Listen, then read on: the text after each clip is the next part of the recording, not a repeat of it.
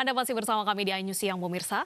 Gubernur DKI Jakarta menerbitkan pergub yang berisi sanksi bagi pelanggar PSBB. Bagi warga yang masih membandel tidak menggunakan masker akan didenda Rp250.000.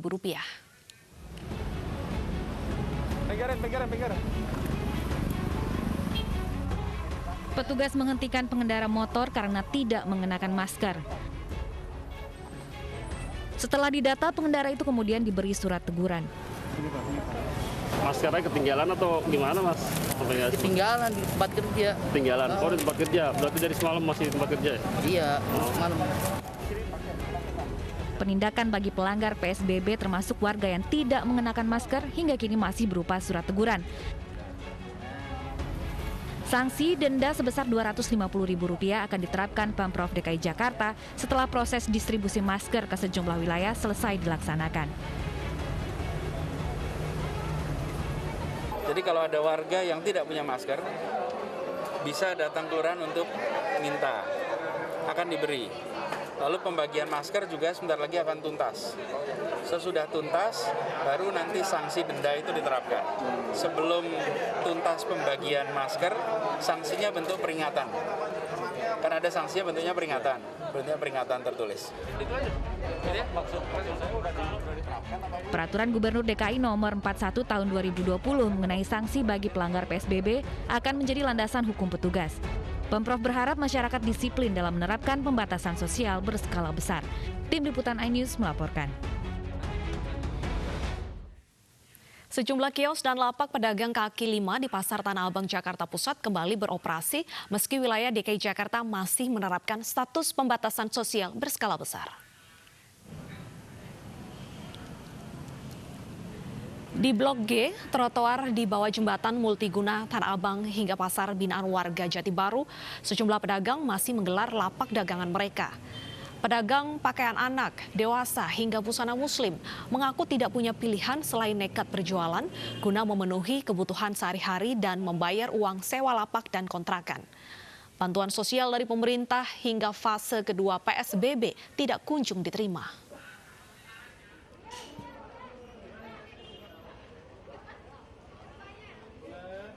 Kalau di sana tuh nggak pernah terus itu.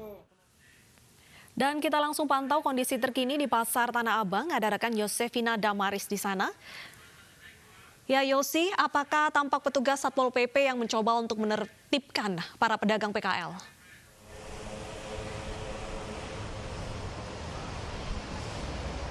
Ya Benedetta, kalau kemarin ini memang ada penertiban yang dilakukan oleh petugas Pol PP untuk menertibkan lapak-lapak ataupun kios di Pasar Tanah Abang. Namun pantauan kami sejak pukul 9 pagi tadi hingga saat ini kami tidak melihat adanya patroli yang dilakukan oleh petugas Pol PP untuk menertibkan lapak-lapak dan juga kios yang masih nekat beroperasi di Pasar Tanah Abang ini. Di beberapa ataupun blok-blok utama dan juga pusat dagang besar ataupun pusat grosir besar di Pasar Tanah Abang di fase kedua PSBB DKI Jakarta memang masih belum beroperasi.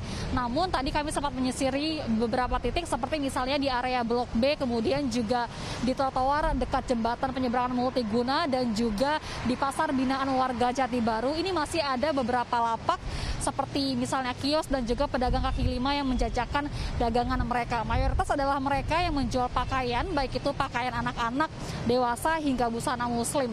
Dan artinya memang sampai dengan saat ini masih ada aktivitas jual beli yang berlangsung meski tidak seramai biasanya. Kami melihat bahwa mayoritas dari pedagang ini memang sudah mengenakan masker, namun kondisi kios yang rapat, yang tidak ada sekat dan jarak sama sekali, ini membuat aturan physical distancing menjadi sulit untuk dilakukan.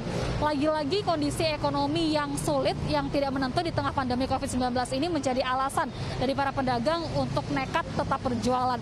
Karena meskipun toko mereka ini tutup, mereka mengaku harus tetap membayar biaya sewa dari lapak mereka. Sementara mereka ini mengaku kesulitan untuk memenuhi kebutuhan sehari-hari mereka dan bantuan sosial yang dijanjikan pemerintah sampai dengan saat ini di fase kedua PSBB DKI Jakarta masih belum diterima oleh warga. Ada yang beralih ke berjualan online, namun masih belum bisa menutup biaya omset ataupun biaya operasional mereka. Benedetta. Terima kasih Yosefina Damaris atas informasinya. Selamat bertugas kembali. Pemirsa, pasar tradisional sebagai tempat berkumpulnya warga ini berpotensi menjadi epicentrum penyebaran virus corona. Sebagai antisipasi, pemerintah menggelar rapid test pada pengunjung pasar tradisional.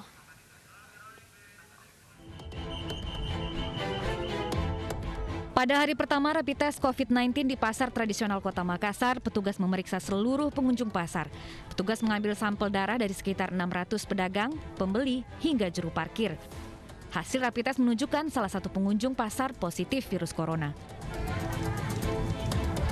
Akan direkomendasikan untuk ikut program isolasi. Ya, tentu diantar dulu pulang ke rumahnya, ditanya yang bersangkutan, mau pulang di rumahnya dulu, ambil pakaian atau apa gitu kan, ya persiapannya. Rapid test di Pasar Baru Karawang mendapati dari puluhan pengunjung 2 pedagang terindikasi positif virus COVID-19. 2 orang yang dinyatakan reaktif ini sudah langsung dibawa oleh ambulan dan dirujuk ke Rumah Sakit Paru untuk dilakukan pemeriksaan lebih lanjut. Pasar tradisional berpotensi menjadi epicentrum penyebaran corona. Sulitnya penerapan pembatasan jarak serta pengunjung yang tidak menggunakan masker saat beraktivitas membuat aturan PSBB tidak dapat diterapkan dengan baik. Tim Liputan iNews melaporkan. Dan pemirsa, saat ini Jawa Timur berada di urutan kedua dengan angka positif tertinggi COVID-19.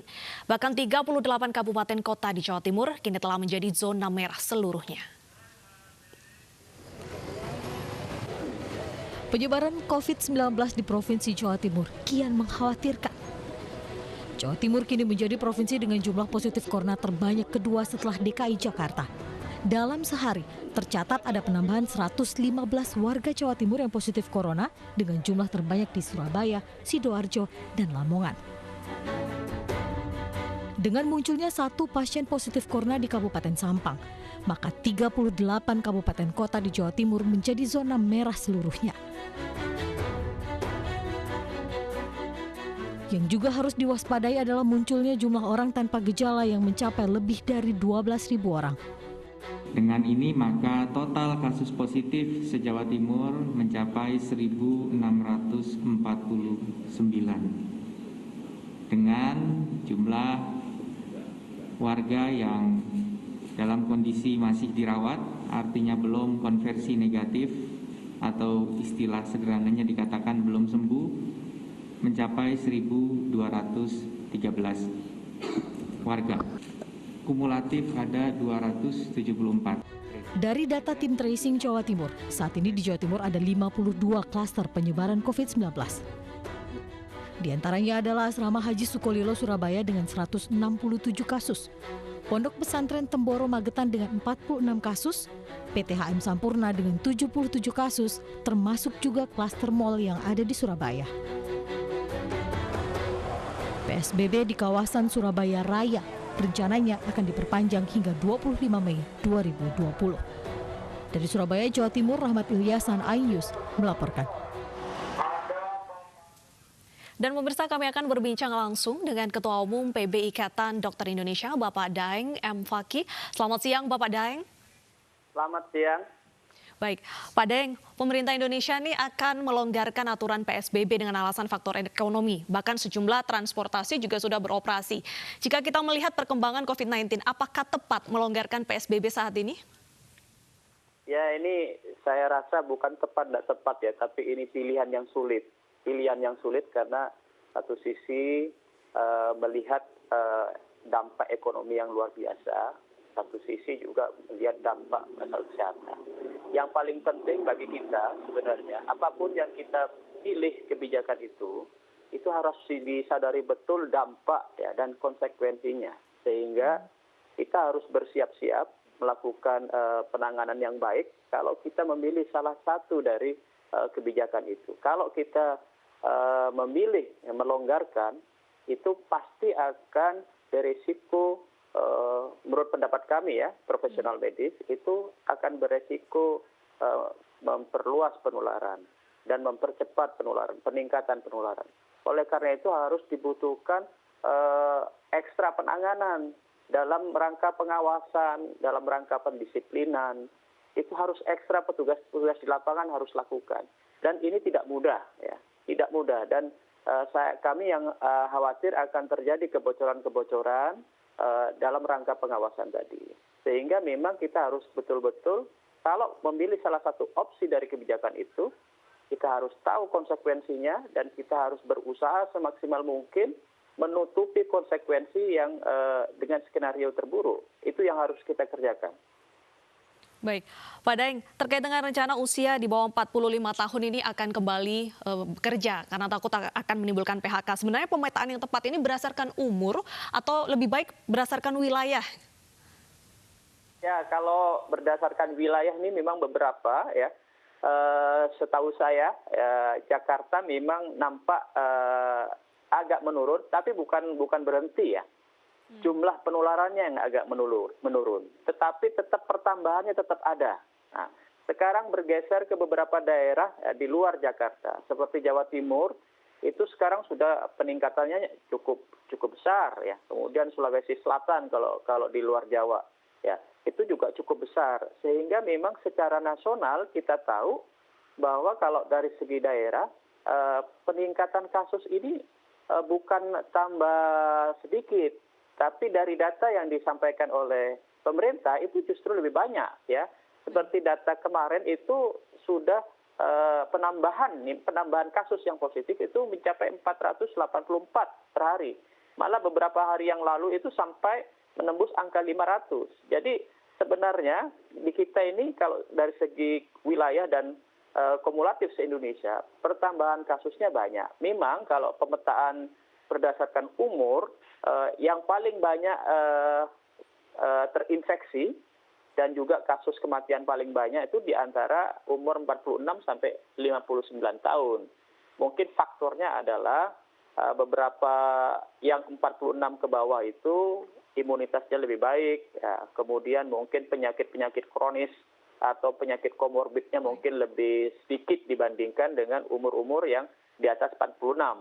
Mungkin itu yang menjadi tekan kenapa 46 ke bawah ini kemudian ada rencana begitu untuk kemudian dibebaskan. Tapi tetap ya, apapun yang terjadi meskipun imunitasnya lebih bagus ya, kemudian penyakit penyerta atau komorbiditasnya lebih rendah ya, tetapi yang bersangkutan tetap berisiko terkena infeksi. Baik, Pak Daeng, dengan adanya rencana pelonggaran ini, kapan prediksi menurut IDI corona ini akan cepat berakhir? Ya, kalau menurut saya ya, dari kami juga berdasarkan angka-angka yang disampaikan oleh pemerintah ya. Peningkatan kasus yang positif tetap angkanya meningkat. Kemudian angka ODP yang sudah di atas 230.000 tetap bertambah. Kemudian angka PDP yang di atas 20.000 sekian tetap bertambah.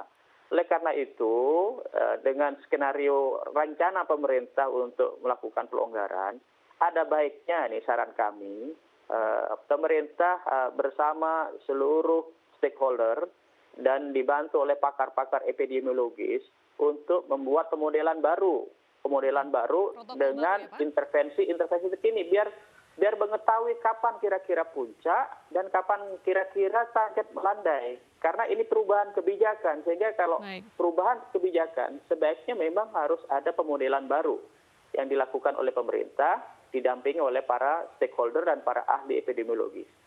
Baik, terima kasih atas informasinya Bapak Daeng. Terima kasih sudah bergabung bersama kami di iNews Siang. Selamat bertugas kembali, Pak. Ya pemirsa, kita ke informasi selanjutnya. Bandara Kuala Namu kembali beroperasi. Apa saja syarat penumpang boleh terbang? Informasinya usai jeda.